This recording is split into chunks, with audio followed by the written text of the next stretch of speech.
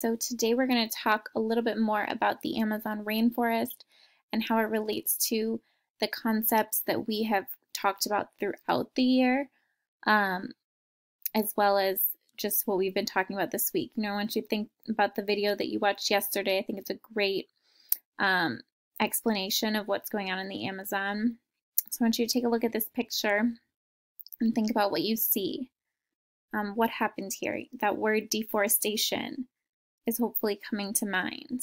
We see a lot of trees that have been cut down, but why? I mean, did some group of people just think, you know, I'm mad today, I think I'm going to cut down some trees? No, right? They were doing it for reasons, and we have to take that into consideration. What are the economic reasons that people do cut down trees? And that can be for cattle ranching, right? For cows, for growing food, so creating land for farming. The things that we make from trees, right? Look around you right now. There's plenty of stuff, I'm sure, that wouldn't be there if it wasn't for the trees. So where do we draw the line? What effects can we not see? I mean, we can start by thinking about the indigenous people that we talked about earlier this week, but beyond that, what are the effects on the entire world? You know, we learned at the beginning of the year when there were fires in the Amazon that 20% of the Earth's oxygen is made by the trees. You know, they create that oxygen.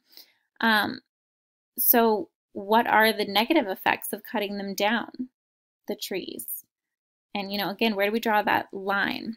How does it connect to human-environment interaction? So you are going to take a look at this document, and you're actually going to listen to the Lorax book, children's book reading. It's a little bit long, but it is a kid's book, so I hope you enjoy listening to it. And I do want you to think how it relates to the concepts that we've been talking about. So I want you to choose 3 of the words or themes here to discuss how they connect to the Lorax. So the Amazon rainforest, how does that relate to the Lorax? Deforestation. I want you to, if you choose one of these words, any of these 4 words, whether it's human-environment interaction or the examples of human-environment interaction, I want you to choose only one and explain that relationship at the economy. Big relationship to the economy, actually. Natural resources. What are natural resources? Well, what are some natural resources that are used in the Lorax? And then indigenous people do not necessarily directly relate, but like it says here, but you could get creative and explain how it could relate, potentially. So I'll do an example here. If we did the Amazon rainforest, how could we describe its relationship? So this word relates to the Lorax because the truffula trees represent the trees in the Amazon,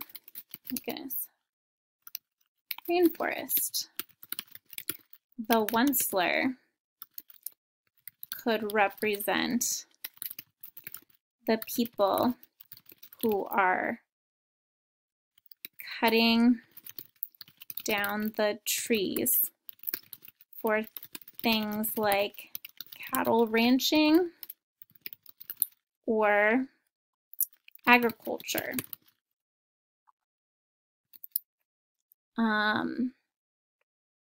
The Lorax could represent the people trying to protect the rainforest, like activist groups. Yeah. So anyway, I want you to do that for all 3 of these. You do have 2 days to complete this. However, tomorrow you'll have to do an extra activity on Cetera, just naming or identifying the locations of the countries in South America. So that'll be in addition to finishing this. So today I recommend finishing this video, then choosing your words, so maybe writing the words here. Oh, and of course, before choosing your words, watching or listening to the read aloud. So listening to the read aloud, choosing your words, and then tomorrow, if you don't want to just get it all done today, which if it was me, I probably would, but tomorrow you can actually do the connections and write about the connections and do your Cetera activity. This is due at the end of the day tomorrow, but again, choose your time wisely. And then turn it in when you finish. Thanks.